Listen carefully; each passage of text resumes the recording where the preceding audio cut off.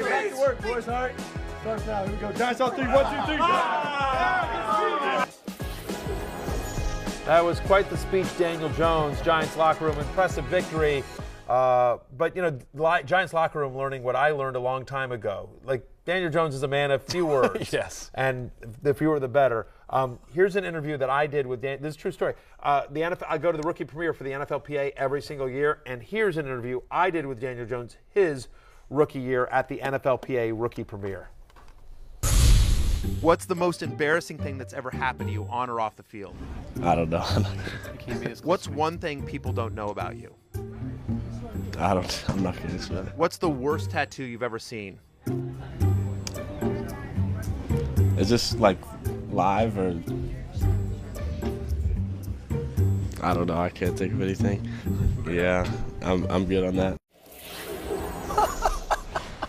The most awkward interview is all. If you want to see that again, it's on my TikTok at Matthew Berry TMR. All the graphics and music were done by my 8-year-old daughters, by the way. I let them do stuff on my TikTok. By the way, my 8-year-old daughter's now 11 years old. It is their birthday. Brooke and Samantha, happy birthday to my loves. My daughters are 11 years old today, my twin daughters. All right.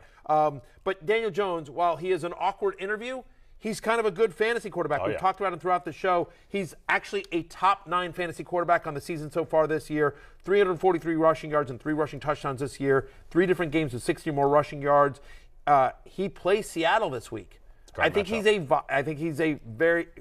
a top 12 play this week and he's a viable quarterback the rest of the way. He's not even a streamer. You're just starting Daniel Jones. All right, quickly, let's race through some names. Jameis Winston and Andy Dalton against the Vegas Raiders. You're streaming either of those if they are the starter. Every quarterback to face Las Vegas this season has scored at least 18 fantasy points. Yeah, whoever's named the starter, as bad as Dalton's game was against Arizona, he still was the 4th best quarterback in fantasy. Like, we make fun of the 2 pick sixes, but he still put up points. They're going to have to throw. And then how about Taylor Heineke of my 2-0 over the last 2 weeks, Washington Commanders. How are they 3-4? Like they're throwing a ton. Like, he had 3 games with 40 more rushing yards, more mobile than he gets credit for. QB 14 last week. He plays the Colts this week. Worth stashing, by the way, Malik Willis. Looks like Ryan Tannehill is going to be okay, but just the way he's seeing Willis is somebody that, again, tons of mobility, a little bit of Justin Fields in him in terms of last year. Like, won't always be pretty, but he will get you fantasy points because of the mobility. Yep, he will. I think Taylor Heineke's the really interesting one. Against that pass defense of the Colts, which hasn't been great.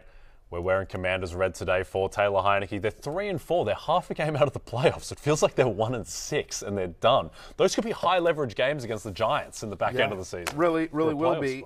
We'll see. Maybe they'll get flexed into Sunday Night Football right here on NBC or Peacock. I am a company man. Yep. When we come back, we will see if the apple is still here. I know we will talk about tight ends.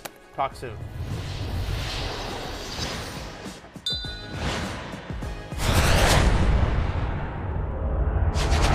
Waiver wire tight ends. Let's start off with the great Greg Dulcich playing against the Jags. He's become the clear tight end 1 in Denver, seeing the bulk of the snaps. Is he a guy that you're interested in streaming against the Jags?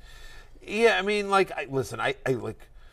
I interested? Interested is a strong word, to be very, very clear here, right? But, he's had double-digit fantasy points in both games since he came off the IR. 9 targets last week in Week 7, tied for the second highest on the team, his 19.5%, target share. So, yeah, I mean, I think he's a touchdown-dependent, tight end too. There are worse matchups for Dulcich than the Jaguars this Saturday. This weekend. He's my top tight end pick if you're picking one. Very active. How about Irv Smith, who's had a touchdown or at least 5 targets in 4 of the last 5 games?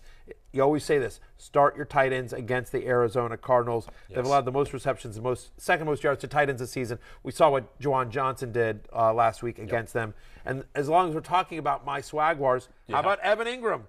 3 straight games with 6 or more targets, 40 more yards. He's healthy. He's got the talent. He's he's holding onto the ball. Yeah. Right? So you don't love the matchup with Denver. But by the way, and we'd mentioned it, David Njoku, he's injured. He's going to miss some time here. So Harrison Bryant will be the guy that figures to get more of the work here. We'll see how much he blocks, because Njoku's a really good blocker, which is why he's on the field this much. But so far, the Browns' passing offense has really gone through the tight end. Yes. Harrison Bryant, who's a talented young player that they like a lot there. I don't know. I've always liked Harrison Bryant. Yeah. Now is his chance to shine. Now it's his chance to shine. Hey, it's Matthew Berry from NBC Sports and RotoWorld.com. Just want to thank you so much for watching what you just watched, or at least being too lazy to click out of it after the autoplay just kept it going. So either way, thank you so much for just letting it scroll by your screen. And now I'd like to ask you respectfully, okay? Respectfully, please subscribe to the NFL on NBC YouTube channel for the latest NFL news, fantasy headlines from RotoWorld, and betting analysis from NBC Sports Edge.